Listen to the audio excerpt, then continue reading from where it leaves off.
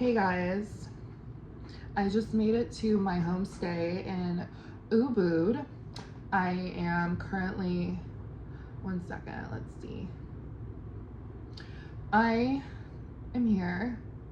Oh, they have an air I already did a test this morning. I am here in Ubud. I have something I want to talk about. People are inherently disappointing, so stop yearning for people. Okay? Stop it.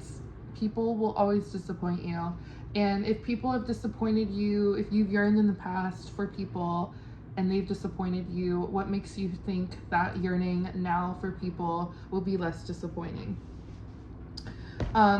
This is like heavy on my mind because I'm in Bali alone and I think if you come to a different country alone, many people could realize that like yearning for people is so natural because we're alone in a different country and we want, we're away from our home and we want to have connections with people and talk to people.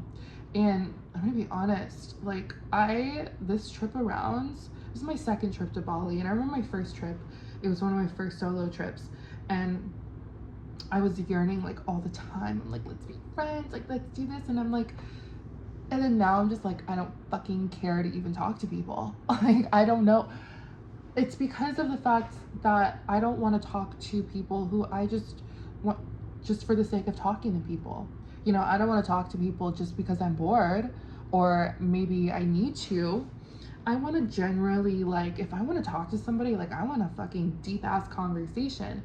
And this time around, like, even the beginning of this trip, because I'm here in Bali for a month, and I was in Uluwatu for 2 weeks before this, and Uluwatu is just like,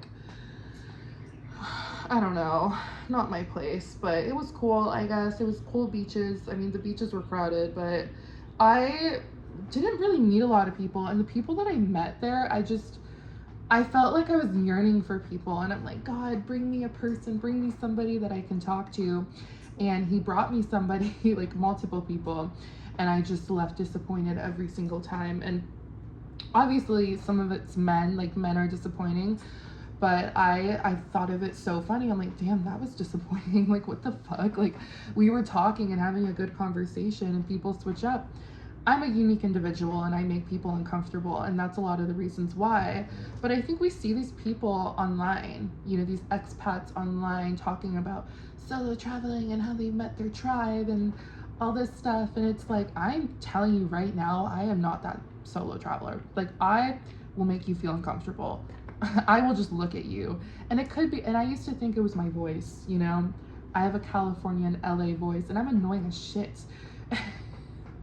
And I used to think that I'm just an annoying bitch. Like, people just, even foreigners, when they hear my voice, it's like, okay, that's like a really potent Californian accent.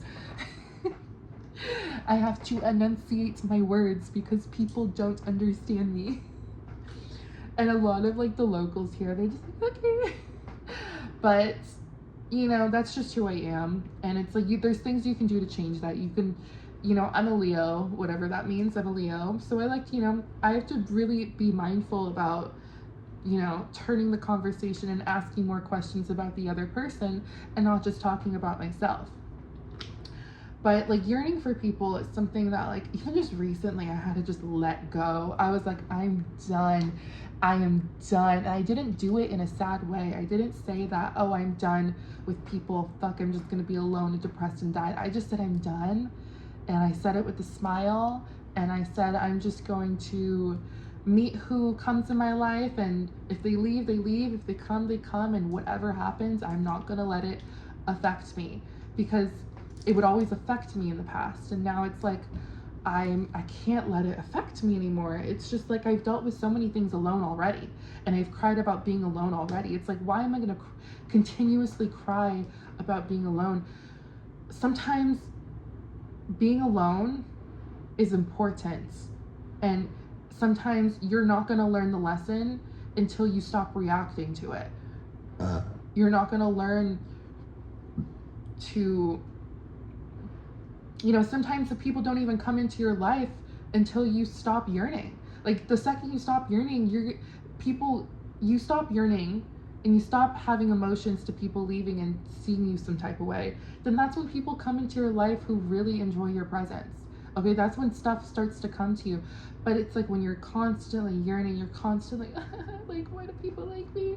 It will always, you're always going to repeat the same lesson over and over and over again, you know? And I think solo traveling for me is definitely just like a different change. Like, I don't drink, you know, I did smoke cigarettes, and now I don't think I'm gonna smoke cigarettes, but it's like, I don't like to drink when I'm solo traveling, you know? I party for a living back at home in LA and strip clubs and all that stuff. I literally come here and I just like, I don't want to do it. Like, I don't want to do it. Even having one beer, it's like, I can't. It's like, I love to wake up in the morning. I love early mornings. I like to do yoga. I like to go get my coffee, and that's it. I don't like to do anything else.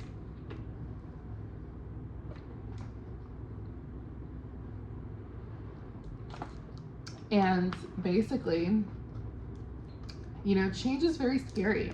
And something that, like, in the past, like, I would always get like a sense of like sadness whenever I would leave a place.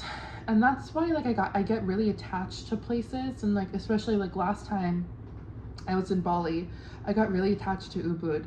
I stayed in Ubud almost a whole month because I didn't want to leave, and I didn't want to feel the feelings of me leaving and going to a different place. Like, even Uluwatu, I was like, and I didn't even like Uluwatu that much. I'm gonna be honest. I'd never been to Uluwatu. I was there for 2 weeks, and I was sad. I was like, wait, this is actually kind of sad now, because I'm not gonna be in my same little homestay. I'm not gonna go to the same little yoga spot I would go to every morning. It's like, it's gonna be a change of scenery.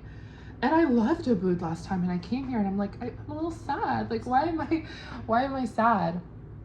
And basically, yeah, it's just like a change of routine. You know, it's sad, but it's important to challenge yourself. And I think when you stop yearning, it becomes easier for you to like change places and switch up places. Like, you wonder why those people who are very nomadic, who like live out of their backpack. I don't live out of my backpack. I like to stay at a place for a long time and then leave. But those people who stay at a place for a couple days and they go to the next place and they go to the next place, they have mastered the art of not yearning for people. And it's a beautiful thing.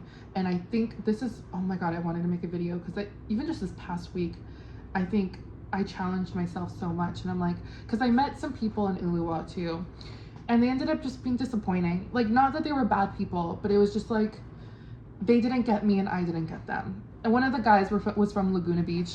And I'm just like, look, if I wanted to, and we were talking and shit. We had a quick conversation. It's fine. But it's like, when to leave is so important, knowing when to leave. And I was like, kind of just like, not really knowing that. And I never would, like, a guy like this would have never, because I'm a very unique individual. So it's like, I make people uncomfortable. I was making him uncomfortable. I wasn't like trying to fuck him or anything, but I was just trying to talk and have a deep conversation.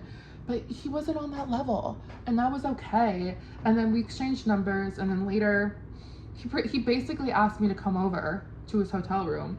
And I told myself, I'm like, if I go over to his hotel room, he's gonna kick me out at midnight. I'm gonna have the worst sex of my life, and it's just not gonna be worth it. You know, it's like, if I wanted to fuck a guy from Laguna Beach, I would have stayed my ass in LA.